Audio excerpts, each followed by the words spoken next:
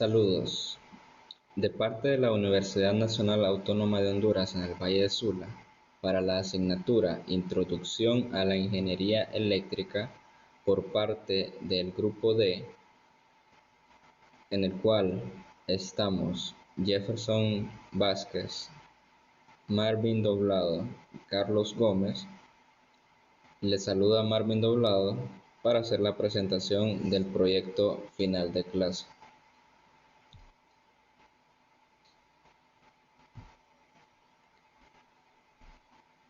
Introducción.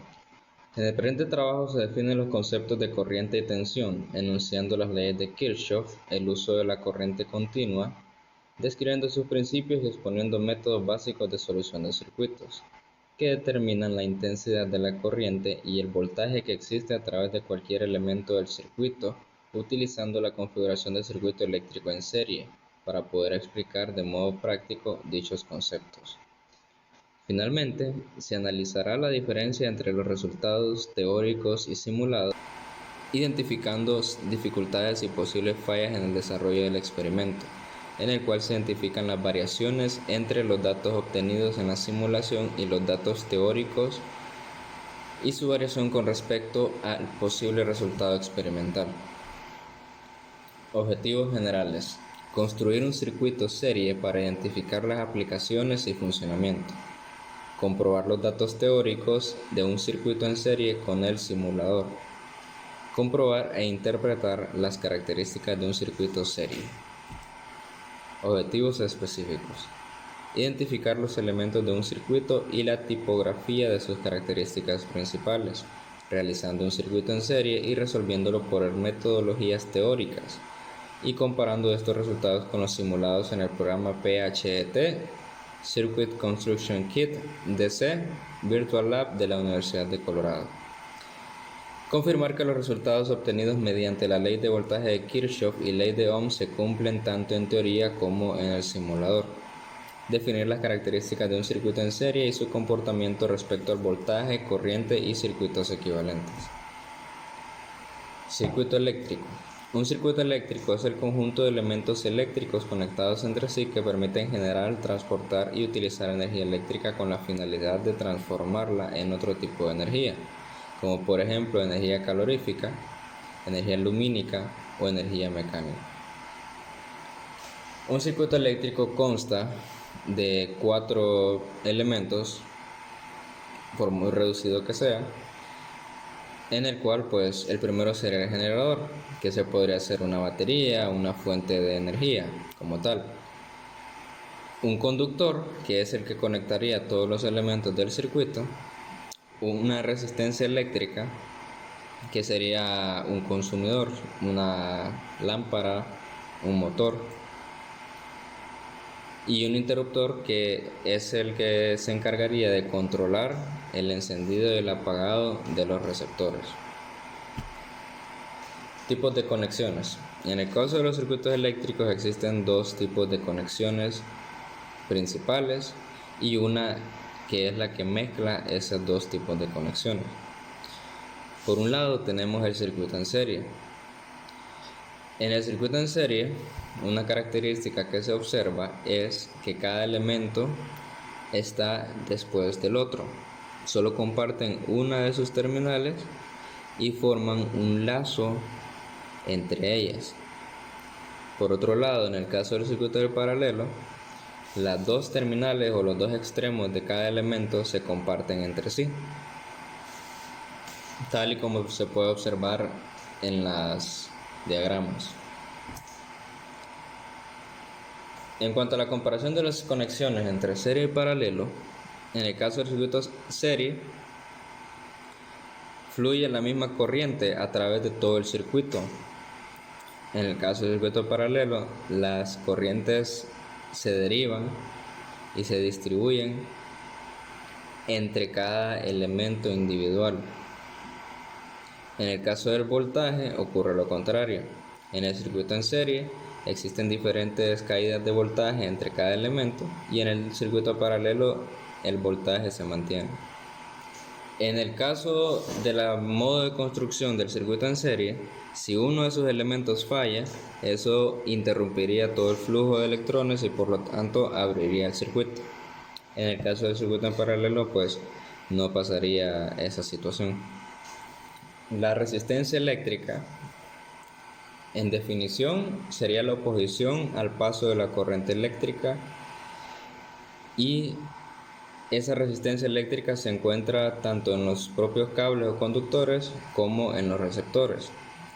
Esta resistencia de los cables no es tomada en consideración al momento de hacer los cálculos porque es una resistencia bastante baja, pero al momento de realizar las pruebas físicas pues sí resultan variaciones. También los elementos pueden presentar una tolerancia, una diferencia con respecto al valor ideal, y esa diferencia pues puede también causar una pequeña variación en el resultado con respecto a los cálculos simulados o a los cálculos teóricos. En el caso de resistencia en circuito en serie, se puede realizar una resistencia equivalente sumando todas las resistencias que estén en el circuito en serie. Y en el caso de la resistencia en paralelo, pues se sigue esta fórmula que está aquí y ahí pues ya se calcula toda la resistencia equivalente. Por ejemplo, en este diagrama estamos 10 más 5 más 15, ahí son 30 ohmios y esa es la resistencia equivalente. Este circuito consume la misma potencia que este otro circuito. Y en el caso del circuito en serie, como la corriente es la misma, entonces la misma corriente circula aquí también. En el caso de la resistencia en paralelo, tenemos una de 10, una de 5 y una de 15. Si yo en la calculadora pongo 1 entre 1 sobre 10 más 1 sobre 5 más 1 sobre 15, me va a dar un aproximado de 2.73 ohmios, que será el equivalente a estas tres resistencias. La ley de Ohm sirve para calcular ya sea el voltaje, la intensidad o la resistencia, teniendo solo dos de los tres elementos que se quieran. Como se puede observar en estas tres pirámides, si yo quiero encontrar la resistencia, solo divido el voltaje entre la intensidad. Si yo quiero encontrar la intensidad, divido el voltaje entre la resistencia. Si yo quiero encontrar el voltaje, solo multiplico la intensidad por la resistencia. Esto pues nos sirve para relacionar pues el voltaje, la intensidad y la resistencia de un circuito. La ley de Joule establece que cuando un conductor circula corriente eléctrica, ese se calienta y produce calor. Esa calor sería energía perdida en el circuito. Entonces esa potencia también es tomada en cuenta al momento de hacer mediciones en la parte real. En cuanto a las leyes de Kirchhoff, existen dos leyes, la ley de corriente de Kirchhoff y la ley de voltaje de Kirchhoff. En el caso de la ley de corriente, establece que la suma de todas las corrientes que entran a un nodo es igual a cero. La ley de corriente de Kirchhoff utiliza el análisis por nodos para encontrar los voltajes del circuito. En este caso, el I1 es el que entra y el I2 y el I3 son los que salen. Por lo tanto, si tomamos como referencia que el I1 es positivo, entonces los demás son negativos y el resultado de este sería cero. En el caso de la ley de voltaje de Kirchhoff, esta establece que la suma algebraica de las tensiones de una trayectoria cerrada es cero. Entonces la ley de corriente de Kirchhoff se utiliza en análisis de mallas para encontrar las corrientes y bajo ese mismo principio y se suma con los tres voltajes que están aquí y eso sería igual a cero. Ok, entonces para el desarrollo del proyecto se realizaron 3 videos cortos explicando de manera simulada y comprobando al mismo tiempo de que la teoría realmente se cumple.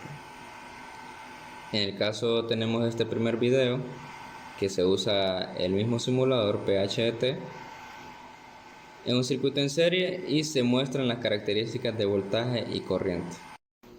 En un circuito serie, las características que se pueden encontrar son dos.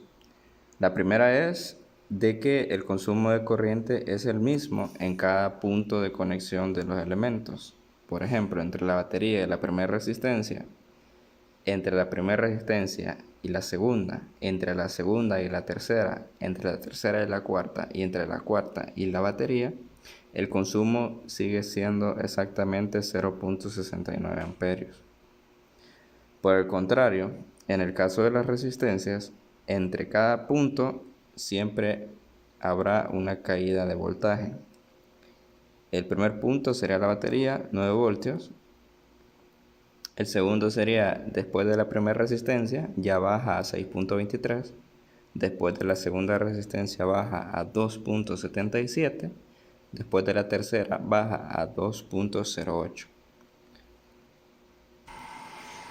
Luego, en este video número 2, se utiliza el mismo simulador y se comprueba la ley de voltaje de Kirchhoff. La ley de voltaje de Kirchhoff establece que la suma de los voltajes de un lazo es igual a 0. Entonces, probemos. En este caso sería 9. Aquí